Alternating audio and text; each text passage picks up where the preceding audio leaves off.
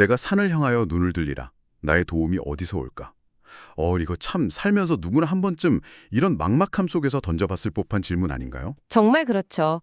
막막할 때 절로 나오는 질문 같아요. 자, 그럼 이 산을 향하여 눈을 든다. 이 표현부터 좀 더 자세히 들어가 보죠.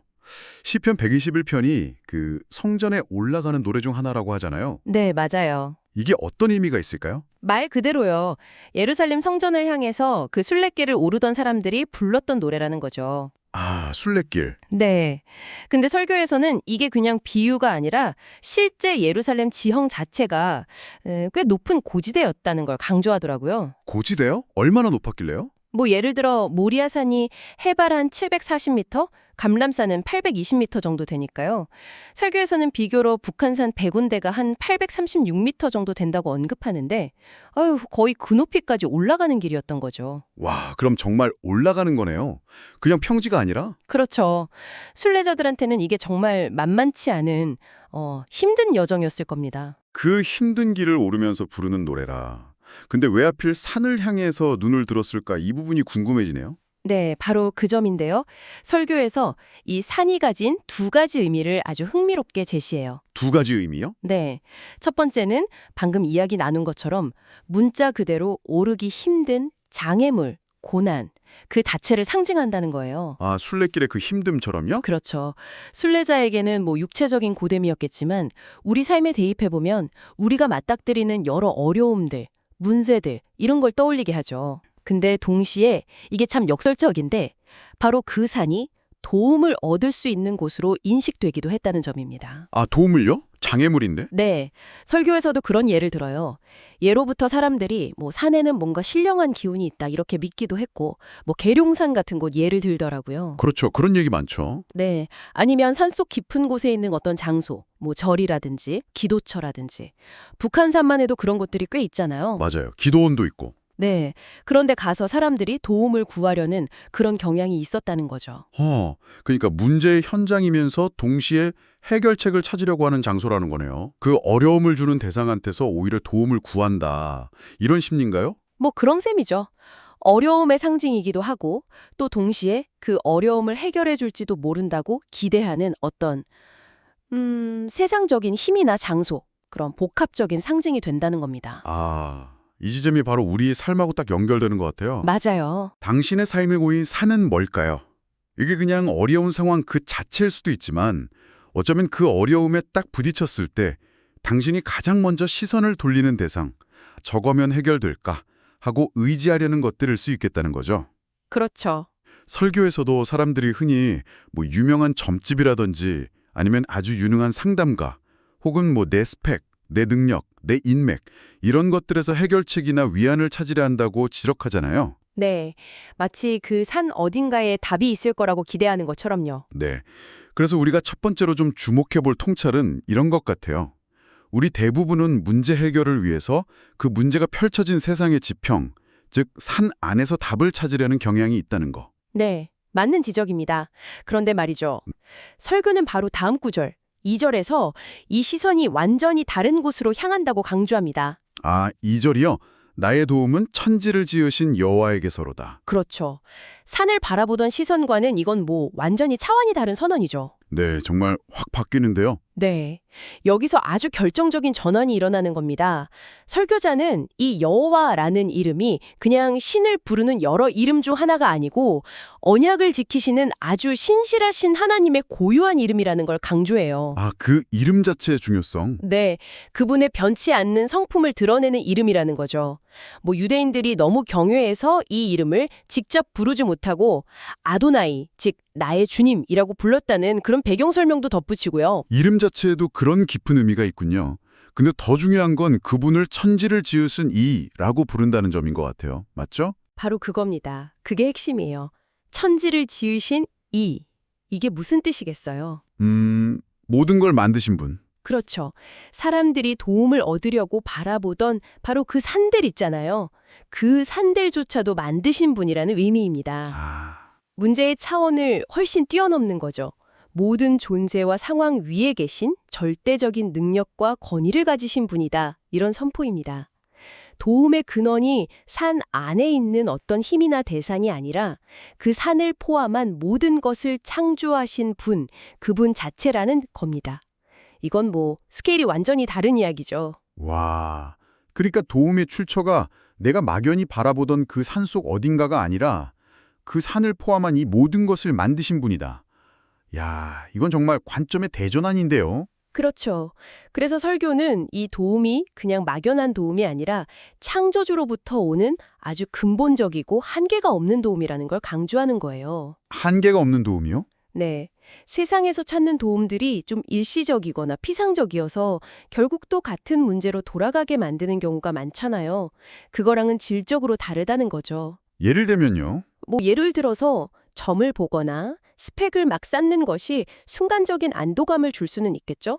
하지만 삶의 근본적인 문제 앞에서는 좀 무력할 때가 많잖아요. 그런 것과는 다르다는 겁니다. 그렇군요. 그렇다면 그 창조주로부터 오는 도움, 이 변치 않는 보호라는 게 구체적으로 어떤 모습일까요? 그냥 하나님이 지켜주신다, 이 말 이상으로 설교는 3절부터 6절까지를 통해서 그 보호의 방식을 아주 생생하게 묘사한다고 하셨죠? 네, 아주 구체적이면서도 다정한 묘사들이 쭉 이어집니다.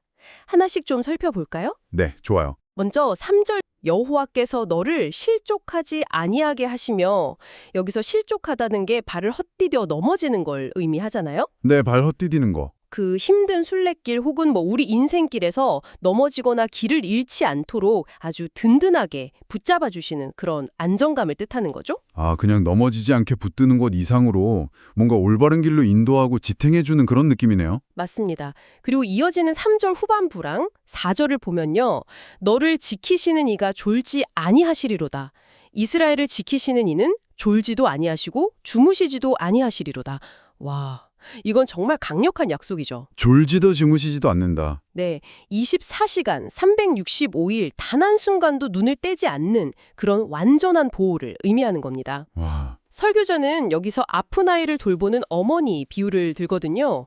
근데 인간인 어머니는 아무리 사랑해도 지쳐서 졸 수밖에 없잖아요. 그렇죠. 잠은 자야죠. 네, 그런데 하나님은 결코 졸거나 주무시지 않는다는 점을 딱 대비시키면서 하나님의 그 지치지 않는 완벽한 돌보심을 강조하는 겁니다. 정말 빈틈없는 보호라는 개념이 되게 인상적이네요.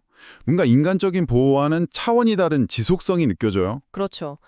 그리고 5절, 6절을 보면 더 구체적인 이미지가 나와요. 여호와는 너를 지키시는 이시라 여호와께서 내 오른쪽에서 내 그늘이 되시나니 낮의 해가 너를 상하게 하지 아니하며 밤의 달도 너를 해치지 아니하리로다. 여기서 오른쪽의 그늘이라는 표현이 중요해요. 그늘이요? 왜 하필 그늘일까요? 설교자가 이 부분을 설명하면서 중동 지역, 특히 자기가 경험했던 이집트나 오만 같은 곳에 그 뜨거운 햇볕 이야기를 하더라고요. 중동의 햇볕. 네, 거기서 그늘이 얼마나 생명과 직결되는지를 설명해요. 그래서 이 그늘은 단순히 햇볕을 피하는 걸 넘어서 인생의 아주 극심한 고난, 시련, 우리를 막 탈진하게 만드는 그런 외부의 압박으로부터 피할 수 있는 쉼터, 안식처, 보호막 이런 걸 상징한다는 거죠. 아, 보호막 같은 거군요. 네, 게다가 오른쪽이라는 위치도 보통 힘, 권능, 가장 가까운 보호자 이런 걸 상징하는 위치로 여겨지거든요. 네네. 그러니까 바로 내 옆에서 가장 강력하게 지켜주는 보호막이다. 이런 이미지인 거죠. 뜨거운 태양 같은 인생의 시련 속에서 쉴 곳을 딱 마련해 주신다는 거군요. 그럼 밤의 달은 뭘 의미할까요? 밤의 달도 너를 해치지 아니하리로다? 네, 그것도 흥미로운데요.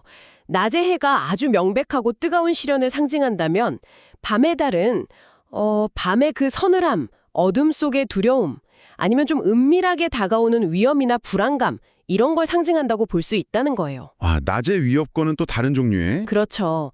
그러니까 하나님은 낮 동안의 그런 분명한 위협뿐만 아니라 밤 동안의 감성적인 연약함, 어떤 불안, 혹은 뭐 미신적인 공포 같은 것들로부터도 우리를 지켜주신다는 겁니다. 한마디로 전방위적인 보호죠. 와, 진짜 포괄적이네요. 단순히 뭐 재앙을 막아준다 이런 수준이 아니라 낮의 시련과 밤의 그 불안함까지 전부 다 아우르는 보호라니. 네. 그래서 여기서 얻는 두 번째 핵심 통찰은 이거 같아요.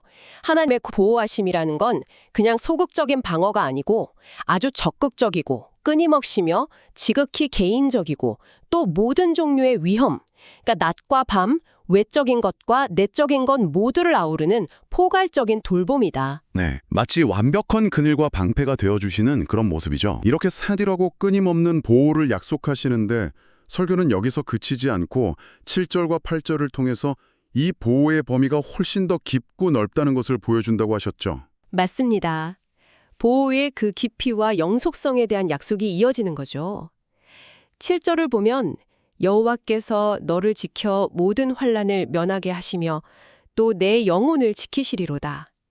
여기서 주목할 점은 모든 환난을 면하게 하실 뿐 아니라 내 영혼을 지키신다는 약속이에요. 영혼을 지키신다. 이건 어떤 의미일까요? 그냥 육체적인 보호랑은 좀 다른 차원 같은데요. 네, 설교자가 여기서 영혼, 히브리어로 네페쉬가 가진 의미를 좀 강조합니다. 성경적인 예를 두 가지 들어요. 아, 네페시. 네. 하나는 창세기에서 하나님이 흙으로 사람을 만드시고 코에 생기, 즉 숨을 불어 넣으시니까 살아있는 존재, 생명, 바로 네페쉬가 들었다는 이야기구러. 생명을 불어넣으신 것. 그렇죠.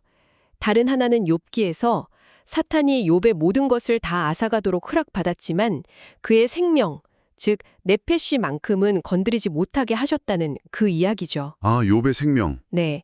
이 네페쉬는 그러니까 단순한 감정이나 정신 상태를 넘어서 우리의 가장 본질적인 존재, 생명 그 자체, 하나님이 불어넣으신 바로 그 생명력을 의미하는 겁니다. 와. 따라서 하나님께서 우리의 영혼, 즉 네페쉬를 지키신다는 것은 어떤 환란 속에서도 우리의 가장 근원적인 존재, 생명의 핵심을 안전하게 지켜주시겠다는 궁극적인 보증과 같은 거예요. 환경이 아무리 막 흔들려도 내 존재 자체가 무너지지 않도록 붙드신다는 거죠. 모든 것을 잃는 그런 최악의 상황에서도 가장 본질적인 나 자신, 나의 생명은 안전하다는 약속이군요. 와, 이건 정말 깊은 안정감을 주는 약속인데요. 그렇죠. 그리고 마지막 8절은 그 보호의 시간적 공간적 범위를 확정합니다. 여호와께서 너의 출입을 지금부터 영원까지 지키시리로다. 출입, 나가고 들어오는 거요? 네, 출입, 즉 나가고 들어오는 것은 우리의 모든 활동, 일상생활 전체를 의미한다고 봐요.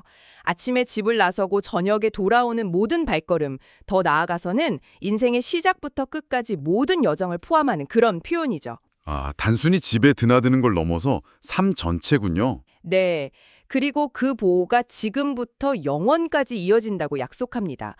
특정 위기 상황에만 잠깐 작동하는 그런 일시적인 도움이 아니라 당신의 남은 평생 그리고 그 이후 영원까지 지속되는 변함없는 보호를 의미하는 겁니다.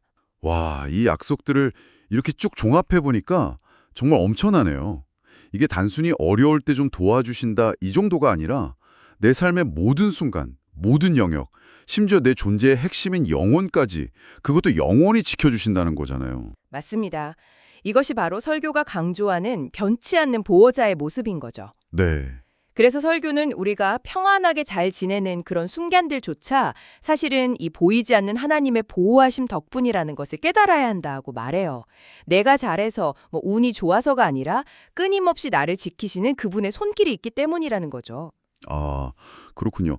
오늘 우리는 시편 121편 설교를 통해서 어려움 앞에서 습관적으로 산을 바라보던 우리의 시선에서 시작해서요. 진정한 도움의 근원이신 천지를 지으신 여호와께로 시선을 옮기는 그 여정을 한번 따라가 봤습니다. 네. 그리고 그분의 보호가 얼마나 깨어있고 또 위안을 주며 우리의 영혼과 삶 전체를 지금부터 영원까지 아우르는지 그런 구체적인 묘사들을 통해 확인해 봤고요. 네. 그래서 설교가 우리에게 던졌던 그 처음의 질문을 다시 한번 스스로에게 던져볼 시간이 된 것 같습니다. 나의 도움은 지금 어디에서 오고 있는가? 나는 여전히 어려운 문제 앞에서 세상의 여러 산들, 그게 사람이든 내 능력이든 어떤 의지할 만한 대상이든 을 바라보면서 거기서 해결책을 찾고 있습니까? 아니면 오늘 우리가 살펴본 이 변치 않는 보호자, 졸지도 주무시지도 않으면서 당신의 영혼과 모든 삶의 여정을 영원까지 지키시는 창조주 하나님께로 시선을 돌리고 있습니까? 아, 설교는 참된 평안과 근본적인 도움은 바로 이 시선의 전환에서 시작된다고 말하고 있습니다. 네, 시선의 전환. 마지막으로 한 가지 더 깊이 생각해 볼 질문을 좀 남기면서 마무리하면 어떨까 싶습니다. 네, 좋죠. 설교 말미에 그런 이야기가 나오더라고요. 하나님을 더 알아갈수록 그분의 도움과 보호를 더 풍성하게 경험하게 된다. 네, 맞아요. 만약 오늘 우리가 나눈 이 변치 않는 보호자의 모습이 마음에 깊이 와닿으셨거나 혹은 반대로 여전히 조금 막연하게 느껴진다 하신다면요. 네. 다음 단계는 단순히 어려울 때 도움을 구하는 것을 넘어서 이 보호자가 과연 누구인지를 더 깊이 알아가려는 노력을 해보는 건 어떨까요? 아, 좋은 질문이네요. 천지를 지으신 이를 당신의 삶 속에서 정말 개인적인 보호자로 알아가고 신뢰한다는 것은 당신에게 어떤 변화를 가져다 줄 수 있을지 한번 조용히 곱씹어보는 시간을 가져보시는 것도 좋겠다는 생각이 듭니다.